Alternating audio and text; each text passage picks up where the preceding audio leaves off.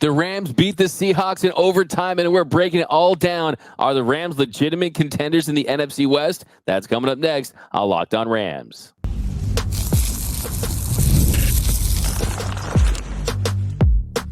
You are Locked On Rams, your daily Los Angeles Rams podcast. Part of the Locked On Podcast Network, your team every day. What is up, Ramley, and welcome to another episode of Locked On Rams, your daily podcast covering your Los Angeles Rams, free and available wherever you get your podcast. Locked On Rams, part of the Locked On Podcast Network, your team every day. We're also available over on YouTube, so if you haven't yet, do us a huge favor. Join us on the YouTube channel. Hit the subscribe button. Hit the notification bell. Hit the like button. My name is Doug McCain. You can follow me on X and Instagram at DMAC_LA. I've been covering LA sports for over a decade, 24/7, SI, Bleacher Report, Dodgers Nation, the Rams for Locked On. As always, I'm joined by the Rams pre-half and post-game show host, the Rams flagship radio station, ESPN 710 LA. He's in his 9th season covering your Los Angeles Rams, the People's Champ, Mr. Travis Rogers. You can follow him on X at Travis Rogers. And on today's episode, we're breaking down the Rams' OT win over the Seahawks. We got our big takeaways, winners and losers. But first, today's episode is brought to you by FanDuel. You can start the season with a big return on FanDuel. New customers can place a $5 bet, and you'll get started with $150 in bonus bets if you win your first $5 bet. Visit FanDuel.com to get started. All right, Travis, so the Rams, they get the big win in overtime, and it's just clear at this point this team is not going away. This team refuses to hit that rebuild button. They're still firmly in the mix. And it was a really great win overtime. Lots of ups and downs, a chaotic end of the first half. It's a lot to break down in this one.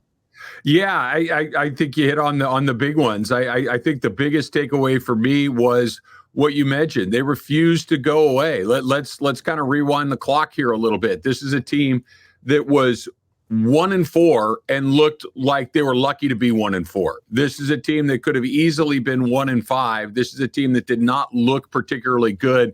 Right up until that point. They didn't look very good when they were 2-4 after beating the Raiders. They just did not look like a team that was going to hang around, that was going to make a run for a playoff spot, that might be dangerous when they get to the playoff spots. And yet here we are at 4-4. And I think it's a great testament to Sean McVay. I think it's a great testament to his leadership. Never mind his ability to coach and drop plays and that kind of stuff. We know what that is, but this is the second year in a row that this team has gotten off to a very bumpy start, kind of put themselves behind the 8 ball, and now they're kind of rolling. So I give Sean McVay a ton of credit for keeping his guys locked in, because if they were anything like most fans, and by the way, my hand is very much in the air, I think you'd be like, okay, it's not going to happen this year. Let's start thinking about what's going to come next. And well, what come next might be a division title, might be a playoff appearance, and all the credit in the world to Sean McVay and his team for that. Yeah, I think what blows my mind about this game was how that first half ended, and they still managed to get not only a win, but a win overtime. So that was kind of the theme, is that the Rams having solid moments for long stretches, and then you saw some bad luck, some breakdowns, and he had 55 seconds left in the first half. Kobe Turner, he gets called for offsides. That gave the Seahawks the free play. Smith hit Tyler Lockett deep down that right sideline for a 30-yard TD. That makes it 6-3. You're like, okay, that's pretty bad. And then next drive, Stafford throws a pick to Reek Woolen on a throw that was intended for Puka Nacua. Then Puka, he gets shoved by Kobe Bryant, and then he throws a punch. He's ejected. That was a 15-yard penalty. And then the Seahawks, they take advantage on the ensuing drive. 46-yard pass to Smith and Jigma. A couple plays later, Smith and Jigma, he's in the end zone for a 24-yard touchdown with 11 seconds left. So for them to bounce back, that just shows how resilient this team is. When a lot of things went wrong, bad calls, you get your best receiver ejected, and then they capitalize on those mistakes. You're like, okay, it's on the road at home. Maybe this is a team that is going to be 3-5, and they're not going to be contending in the NFC West. Instead, they managed to get the win. But what'd you make of Puka Nacua throwing a little jab at Kobe Bryant? Yeah, I'll get to Puka in one sec. I want to go back to one of the other things you mentioned there, and that was Kobe Turner jumping off sides, giving them a chance to throw that ball into the end zone to score that first touchdown of the game. And, oh, by the way, thankfully they missed that PAT, because that was the difference in getting that game to overtime or not. So totally.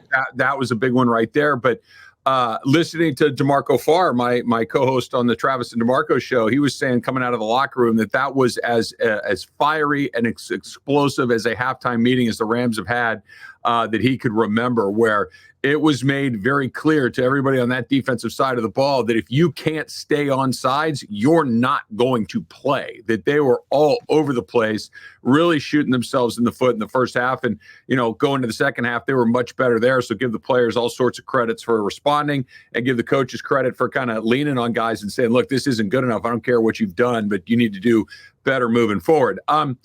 You can't punch people. You can't throw a punch in open space. I know that he was the second guy. I know that he was kind of baited into it. I know that he wasn't the instigator in this situation, but we've seen this so many times. They don't catch the guy that starts it. They catch the guy that's reacting to it. And, one of the hard and fast rules in the NFL is if you throw a closed fist punch in space, you're getting kicked out of the game. And that's what he did. And it wasn't particularly dangerous. I still don't understand the idea of throwing a punch at a guy wearing a helmet. That doesn't make a ton of sense to me. But hopefully this is a lesson learned. Hopefully, it never happens again, because they got away with it. They didn't necessarily, they won the game without having, like, I agree with you, their best wide receiver. But it was, as Sean McVay said, a teachable moment, and they were able to teach it in a win. But it was pretty dumb on Puka's part. And Sean McVay said he's emotional, and that's what we love about him. So it's not like the team was really that upset about the fact that, okay, like he understands the young player, things are going to happen. I do think that kind of the NFL, those quick ejections on those guys punching a guy who's wearing a helmet is interesting, and the fact that you're going to eject him, but the other guy gets no penalty when you got Kobe Bryant like shoving him the whole game, grabbing his face mask. This gives me big, the kid was bullying me all year and I pushed him back, so I'm the one who got expelled type of energy. So kind of a different situation there. But the good thing is, this team has had a next man up mentality the entire season, and then who ends up making the big catch? Now, every week we know the game was over when moment. Sometimes that comes in the third quarter, at some point in the fourth quarter. This one came at the very last play in overtime. Of course, Stafford drops an absolute dime to Demarcus Robinson, a 39-yard just absolute perfect throw and a one-handed catch, and Demarcus Robinson wins the game. We've kind of had our conversations about Demarcus Robinson, that he's not a true WR1, WR2, but when you mix him in with Cooper and Puka, that really things open up for him. But when he took full advantage, had a couple TDs in this game, and he's really invaluable to this offense. Yeah, go ahead and raise your hand if you had Demarcus Robinson with 4 touchdowns over the last 2 weeks. I know, right? If you thought that was coming. I think you nailed it, Doug. I think this is a perfect example of, if you are asking somebody to do something that they are either incapable of or not ready for, you're not going to get a lot of positive results. That Demarcus Robinson is not a 1 or a 2. He never will be a 1 or a 2. It's not just you slide a guy over. What makes Kupp and Nacua so remarkably valuable is that they can play all 3 wide receiver positions, and there really is no drop off in their performance at all, no matter you have them at the X, Y, or at the Z. That's not true of everybody. That's not true of Demarcus Robinson. Demarcus Robinson thrives in his role as that number 3 guy. We've seen it the last couple of weeks. And I thought it was really interesting on the game-winning drive. The 3 passes that Matthew Stafford completed were to Tyler Johnson, Tutu Atwell, and Demarcus Robinson. That Cooper Kupp didn't even have, I don't want to say he didn't have anything to do with it. He's certainly drawing a lot of attention, but he didn't have a catch on that game-winning drive. And just his presence pulls attention to other places. So it was great to see. It was an amazing one-handed catch to ice the game. They're off and running. I think they're playing with a great deal of confidence right now. And I know we got all week to get into this, but just very quickly, a 2-win Miami team is coming to town. So you got an opportunity there on your home field to really kind of have some momentum, win 4 in a row. And then you go on the road to a 2-win, at least at the moment, a 2-win New England team after that. I mean, we could be talking about a 5-game winning streak in a couple of weeks as we get closer to Thanksgiving, and maybe a first-place team. It got very interesting very quickly.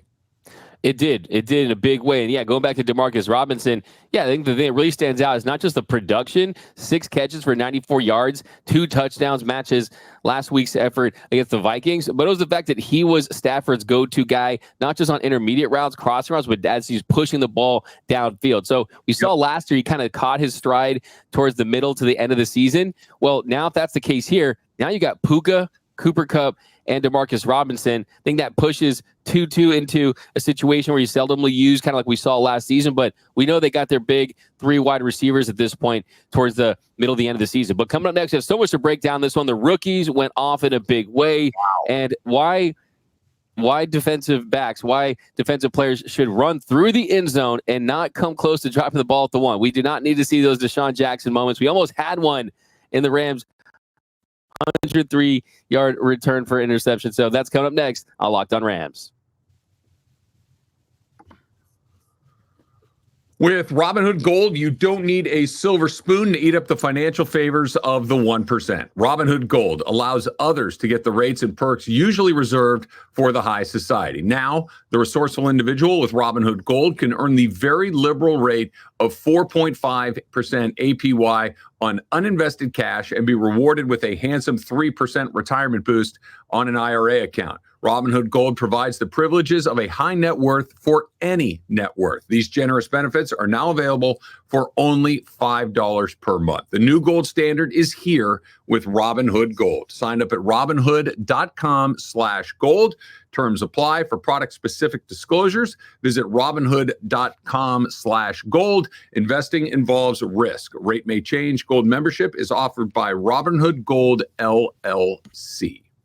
Also, let's talk about Prize Picks. You know Prize Picks by now. What if you're not on Prize Picks? I don't know what to tell you. You're giving away a great time. You're giving away, this may be the best time. I know baseball's over, but football, we're right in the middle of it, both college and pro. The NBA has started, the NHL has started, and Prize Picks is as simple as more or less. And you can win up to 100 times your money on Prize Picks with as little as 4 correct picks, right? For instance, this is how easy it can be. Jamar Chase, more than 79.5 receiving yards. Patrick Mahomes, more or less than 1.5 passing touchdowns. That's Prize Picks. You pick more, you pick less. It really is that easy, but you got to have the app on your phone. So download the app today and use the code LOCKEDONNFL, LOCKEDON NFL, to get $50 instantly after you play your first $5 lineup. You heard that right. Download the app, use the code LOCKEDONNFL, and you're going to get $50 instantly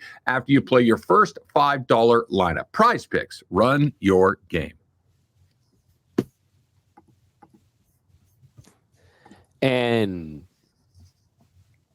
And we're off and running here on Locked On Rams. Thank you for making Locked On Rams your first listen every single weekday. Free and available wherever you get your podcast. Locked On Rams, part of the Locked On Podcast Network. Your team every day. Also, a special shout out to those everyday listeners out there watching and listening to every single episode of Locked On Rams. We cannot thank you enough. We appreciate that. And if you haven't joined that Everyday Listeners Club, be sure to join so you won't miss a thing about your Los Angeles Rams. All right, Travis. So, picking it up in the second half, really the play of the game, fourth quarter, Seahawks had the ball at the Rams' 6-yard line. It's first and goal. It's a 13-13 game at that point. And they had Geno Smith make a terrible throw, back foot, just closes his eyes and basically releases it into the end zone. Cam Kinchens makes the interception, returns it 103 yards for the touchdown. It's the longest pick six in Rams franchise history. That puts them up 20-13. If you go look at the replay, right as he's crossing the touchdown line, right as he's getting to the end zone, he kind of drops that ball. Thankfully, it wasn't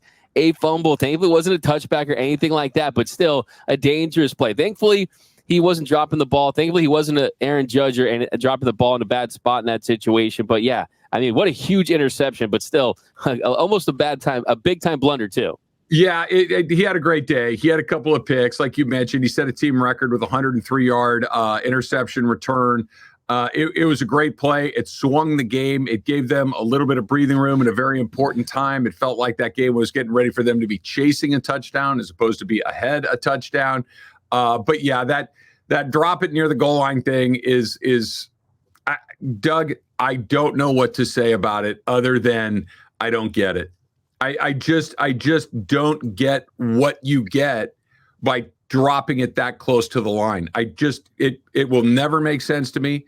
It will never be something I wrap my head around. I've been trying to think of an equivalent of this, and I really can't because there's no win. You don't get an extra half a point if you drop it right on the goal line. It doesn't look cool. It's completely mystifying to me. It would be like if you hit a walk-off home run and decided to barely touch home plate when you got home for no reason, as opposed to just put your foot in the middle of the plate, carry the ball across the goal line. I don't get it. I'm glad it didn't go that way. He was great. Jalen McCullough had his 4th interception of the season. That's another Rams rookie defensive back that's been really fantastic along the way. But he kind of put them in a position to win that game for sure. But that was one of those, oh my gosh, are they actually taking a look at that sort of moments? Hit the back wall with the ball, guys. Just hit that back wall with the ball in your hands. It should be a mandatory Lambeau leave. I'm telling you, it has to be, especially if you're a defensive player that isn't used to getting in the end zone. But still, I mean, as you point out, Cam Kinchens didn't just have that big play. Both of his interceptions came when the Seahawks were threatening to score. Yeah. And if they had scored any of those touchdowns, there's a chance that we're talking about a 3-5 record today. And later in the game, after the Seahawks able to get that ball back, and you had they're on the 7-yard line, and he has another diving interception. So both of those interceptions prevented points from the Seahawks. He was massive in this one. And then the rookies, I mean, Braden Fisk, Jared Verse, they were outstanding. And you see right here what this team has as far as its nucleus. I mean, they are continuing to show that, okay, they absolutely crushed it in that draft, and it really tells you that every single game they're going to get better and better and better. And I think Braden Fisk, kind of one of the questions for him was, okay, is he struggling to stop the run? Well, he did a great job in stopping the run, also had 2 sacks, 2 QB hits, and he was absolutely relentless the entire game. And Jared Verse, he had 1 sack, 2 tackles for a loss, 1 pass deflection, but he was absolutely bullying with the bull rush, Michael Jarrell, the entire game. He forced several costly penalties. I love this tandem out of FSU, man. They're just absolutely dominating. It's really the identity of this Rams defense is the young guys making big plays, including the second-year guys like Kobe Turner, who was massive as well. The Rams had 7 sacks yesterday. It's crazy. 7. I mean, that and a lot of it, like you mentioned, are coming from those first and second year guys. We were talking with JB Long before the game yesterday, the voice of the Rams, and he brought up a great point that, let's give a little credit to Les Snead and his crew of what they've been able to do over the last couple of years. I know it might have caught you and me and a lot of Rams fans by surprise that Aaron Donald just said, peace out, I'm done here. They obviously were preparing for his departure for the last 2 years, because look at what you're looking at up front. It's Verse and Fisk this year, but it's also Byron Young and Kobe Turner from a year ago. All 4 of those guys are doing real work in the NFL. These are first and second year guys. You and I were talking about it a little bit last week. I think if you redid the 2024 draft and the Rams still had the same pick, they would pick exactly the same player. And I think that's the best thing you could say about what they've done. I think if you ask the teams picking ahead of the Rams, a lot of them would pick Jared Verse. They missed an opportunity to have a special player. Braden Fisk, I think, had his breakout performance yesterday. He was, not only did he get those couple of sacks, but he was all over the field, D-Mac. He was an absolute terror if you were a Seahawks fan. And I know the Rams defense is still a work in progress. I know they still got some linebacking issues. I know the back end can give up some plays here or there, but up front, the Rams have got it figured out pretty darn well. And you really got to see it yesterday. 7 sacks is just fantastic. Yeah, 7 huge sacks. I mean, Michael Hoyt had half a sack. I mean, A lot of guys chipping in. I think, too, you could even make the case that not only would the Rams pick Jared Verse again with the number 19 pick, hell, if they knew what he was doing now, they would find a way to trade up big time if that were the case, too, just considering how good he's been. But, yeah, I mean, what more can you say about this Rams defense and Chris Shula's defense, too? I think that's the big difference between this year and last year. I mean, we know Raheem Morris having a lot of success as the head coach of the Atlanta Falcons, but I think the big difference is you're seeing a little less bend but don't break style, and them just absolutely being disruptive and causing turnovers, wreaking havoc along that defensive line. It definitely is a great change of pace. I mean, we had a big sack from Quentin Lake. I mean, guys coming from different parts of the field, sending them on different blitz packages. So, yeah, it's really, really fun to watch Chris Shula's defense at work. Nick Hampton had a pass deflected yesterday. Yeah. Nick Hampton. I mean, they're getting production from all over the place, and I like what you said right there. They're taking it away. This is not a team that was taking the ball away very often over the last, all of last season and the early part of this season. They've scored on defense in 4 games in a row. I mean, this is an incredibly impressive run for a team that was looked at as the defense being the weak unit on this team, and it certainly has not been over the last couple of weeks. And let's give Chris Shula, like you mentioned, some credit because, I think the only thing you can ask for a group and for a coach is, are you getting a little better week to week? Are you better in week 2 than in week 1, in week 3 than in week 2? And here we are through the first 9 weeks of the season, and I think Chris Shula's defense is much better than it was a month ago, and he deserves all the credit in the world for that. That's a great point, because you watch that Raiders game, you're like, okay, got some interceptions there, but it's the Raiders. It's just something that's a little aberration. This is not who they are. And now we've seen 3 weeks in a row with a lot of turnovers that they've caused. And I think it's not just that they were opportunistic on defense, not just that they were getting the sacks. It was that they were big and tough up front when it mattered most. Look, you can talk about the 103-yard interception for a touchdown, which absolutely is the play of the game, but almost as impressive to me, not as, but almost as impressive to me, was that 4th and 1 stop on Kenneth Walker in OT when they absolutely stuffed him on 4th and 1 in the red zone. To me, I mean, that shows the identity of this team. It's definitely something to build upon. I mean, this team looks like they're for real on the defensive side of the ball, and they have so much potential moving forward. Yeah, I don't know why they decided to go for it right there, because it was a healthy yard. It was a full yard, if not a little bit more than a yard, and they got stuffed on the play previously. I would have kicked the point. If the Rams were in the same situation, I would have been yelling at my TV to kick those points and hope that your defense can hold on the other side, because it opened up a lot of options for the Rams, knowing that, A, they didn't have to score at least, or they just needed to get into field goal position. And I don't think they run that play to Demarcus Robinson and ultimately won the game if they knew that a field goal might have extended that instead of needing to go get 6. But I'm glad that Mike McDonald made the decision he did. And you're right, the defense stepped up huge when they needed to.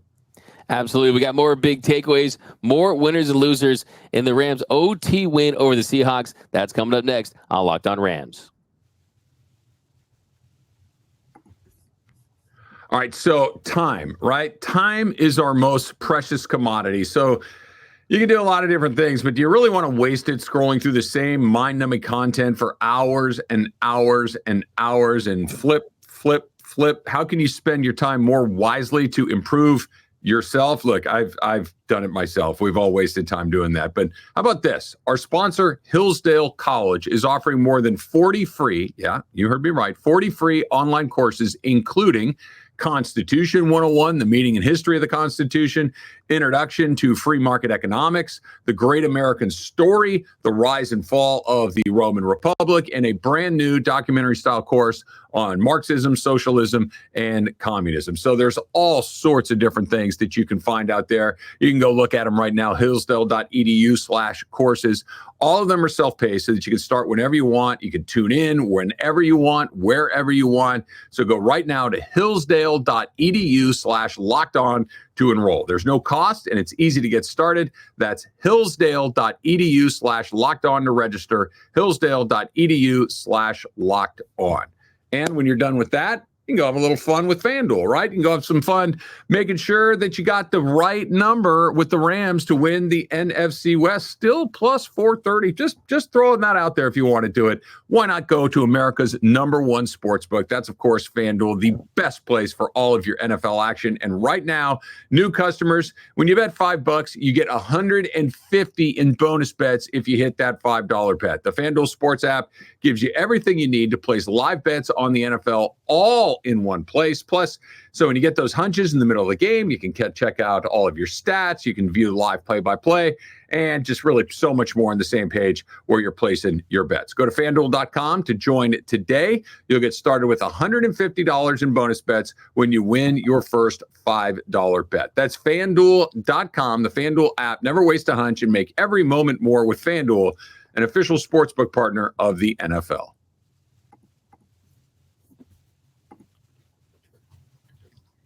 And welcome back to Locked On Rams. Thank you for making Locked On Rams your first listen every single weekday, free and available wherever you get your podcast. Locked On Rams, part of the Locked On Podcast Network, your team every day. And today in our third segment, now we can take a big picture look at where this Rams team's sitting. It does feel pretty reminiscent of last season, where you had the Rams team starting after 3-6, then they end up going to win 10 games. They make the playoffs this year, starting at 1-4, and just like that, they're 4-4. And you look at this Rams schedule coming up. You got the Dolphins, Monday Night Football, one of my preseason predictions for the MNF, at New England, Eagles, SNF, at Saints. So if you take 3 of 4 from this group, let's see, you beat the Dolphins and the Patriots, Eagles, Not going to be easy, but you got the Saints on the road. I mean, you could definitely take 2 of 4. And then I think you definitely have a really good chance of being that Dolphins team at home. Hey, that'd be 7-5. The 5 games after that, you get the Bills, 49ers, Jets, Cardinals, and Seahawks. So 9-8 definitely seems possible for this Rams team. And it looks like you could make the playoffs after a 1-4 start, which is extremely rare in the National Football League. Extremely rare. And I like how you put it. Like, this next 4-game window, this is your chance to put some money in the bank. You're playing in your next 4 games. You play 3 teams with 2 wins as we sit here after week 9. That is a real opportunity. The Saints stink. The Patriots stink. The Dolphins, I don't think stink, but they're a team that you got a chance to beat. Philadelphia, as you mentioned, is a little bit challenging, but you have to win, I think, 3 of those 4 games, because what's waiting for you on the backside of that are 3 division games and Buffalo and the Jets. And the Jets maybe aren't a great team. Buffalo is a very good team. Then you got 3 division games. We know how challenging those can be right now. So if you're going to get on the right side of 500 by the end of the line, you need to put some money in the bank against New Orleans, against New England, against Miami. These are the games that you have to win. So you give yourself a little bit of wiggle room going into that last month and change of the season. I like their chances a lot. I like you just mentioned, D-Mac, 1-4 felt like, all right, what are we doing here? 4-4, it's not 7-1, but it's also, you got a lot of football that's meaningful left to play. So it starts on Monday night against the Dolphins, but this next quarter of the season, if we break it into quarters, this is the one that you have to be on the plus side. And I think you have to be on the plus side at least 3-1. And Philadelphia is weird, man. I know that's a couple of weeks away, 3 weeks away, but that does not feel like a team that is unbeatable. That's for sure. That you could even run the table in these 4 weeks and really put yourself in a great spot. Absolutely. It's a weird team, but you're at home. At that point, you're going to have a really good idea about what your season looks like based on the 2 games before that. And yeah, if you look at the Rams, their net points, they're at -24. That's the worst in the division. But a lot of that's because of that blowout loss to the Cardinals in week 2. Yeah. And I think, too, when you look at this Rams team and the identity that they're starting to have, last 3 weeks, they've allowed 15, 20, and 20 points, right? I think the big difference is you have a defense that's really productive, and they're really starting to hit their stride. But if you get Jonah Jackson and Steve Avila back, and you are able to establish this run game more, you can take a little bit of pressure off that defense, and you can really start to build the identity that this team was trying to build heading into the season. And the truth of the matter is you want to win football games, right? You want to win football games. It's the Sean McVay effect. It's the Matthew Stafford effect. It's the Rams culture to go out there and compete. Also, let me remind you this, Rams fans.